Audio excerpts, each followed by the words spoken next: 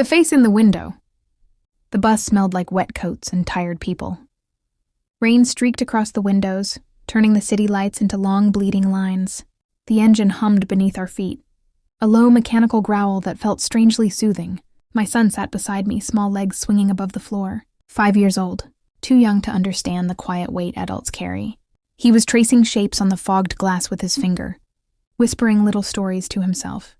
Dragons, rockets, clouds, normal things, safe things. Then he stopped. Completely. His hand froze in the middle of the glass. The dragon he was drawing lost its wings. I noticed the silence first. Children aren't supposed to be that quiet. Slowly, he tugged my coat sleeve. Just once. Gentle, careful, like he didn't want anyone else to notice. I leaned closer. Dad. His voice was barely a breath. Don't turn around. The words settled into my chest like cold metal. I felt my pulse slow, my instincts sharpen. Children say strange things. But the tone? That tone wasn't imagination. It was fear. I kept my eyes forward. What is it, buddy? He swallowed. Then whispered something that made the air inside my lungs disappear. Look at the man's face. In the window. I didn't move my head. I only shifted my eyes to the reflection in the glass. The window beside us mirrored the inside of the bus. Rows of passengers, rain sliding across the outside. And behind us, a man, sitting one seat back, watching us. His face was pale. Still, unnaturally still. And when I saw him, my stomach dropped through the floor of the bus. Because I knew that face, I grabbed my son's hand, harder than I meant to. The stop cord hung above the window. I pulled it. Ding. Next stop requested. The bus slowed. But before the doors could open, something happened. Something that told me this wasn't a coincidence. The man behind us leaned forward and spoke my name. Daniel. His voice hadn't changed. Not in 12 years. Cold. Measured. Controlled. I didn't turn around immediately. My son squeezed my hand. Tighter now. I felt his small fingers trembling. It's okay, I whispered. But the lie tasted bitter. Slowly, I turned. And there he was.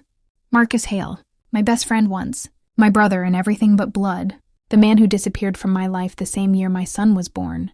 He looked older, thinner, but the eyes were the same. Sharp, observant, calculating. He gave a small smile. Not friendly, not hostile, just knowing. You look surprised, he said. I studied him carefully. Marcus wasn't the kind of man who appeared randomly on city buses. Every move he made had purpose, which meant this meeting wasn't chance. My mind started assembling pieces I didn't want to see. 12 years ago, Marcus vanished.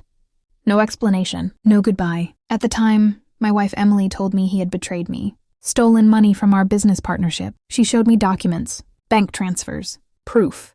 I believed her. Marcus never defended himself. He simply disappeared. And now, he was sitting behind me, watching my son, watching me. I didn't expect to see you again, I said quietly. Marcus nodded slowly. I know. His eyes moved to the boy beside me. My son stared at the floor now, silent. Marcus studied him longer than I liked. Something twisted in my chest. Something old. Something buried. Then Marcus said something strange. He's 5 now?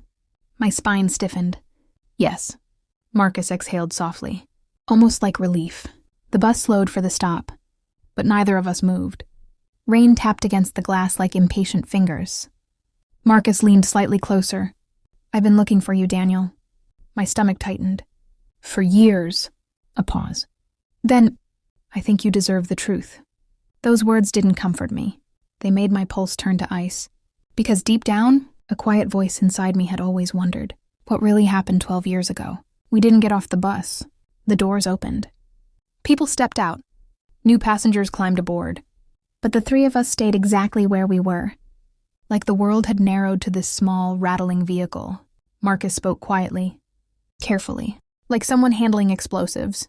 I never stole from you. I didn't react. Outwardly. Inside, something shifted. Because part of me had never believed the story fully. The evidence Emily showed me had been convincing. But Marcus wasn't greedy. He was many things. But not that. I saw the documents, I said. Marcus nodded. Of course you did. He reached into his coat pocket, pulled out a small envelope, set it on the seat beside me. I spent 10 years collecting proof. I stared at the envelope. Didn't touch it yet. Proof of what?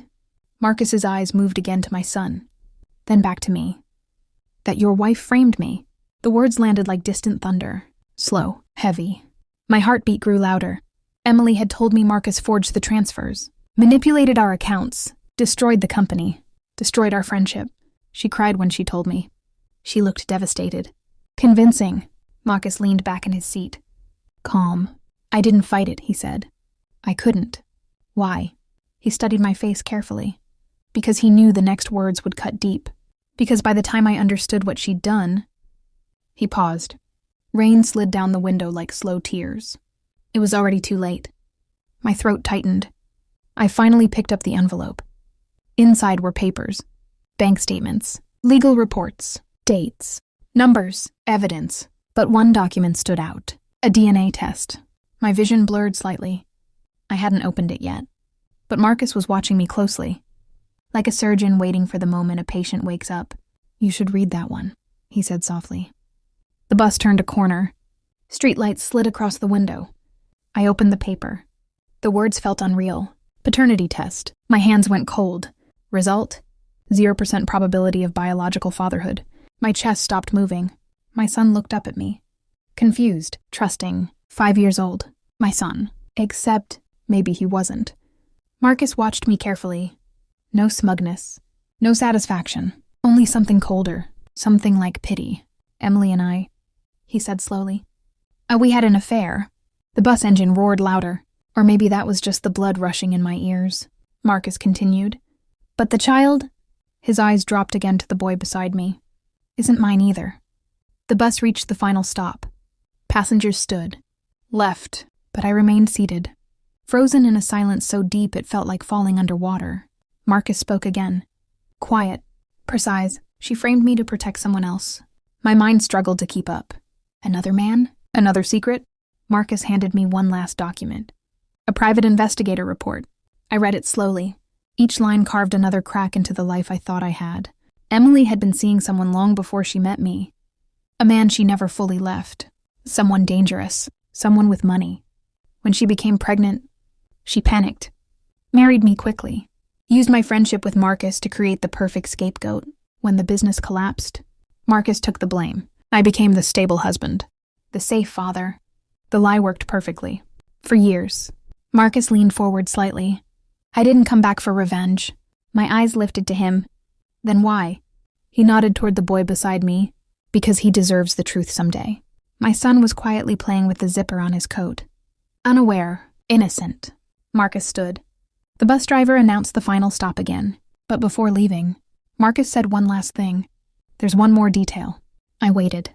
He met my eyes. The man Emily was protecting. A pause.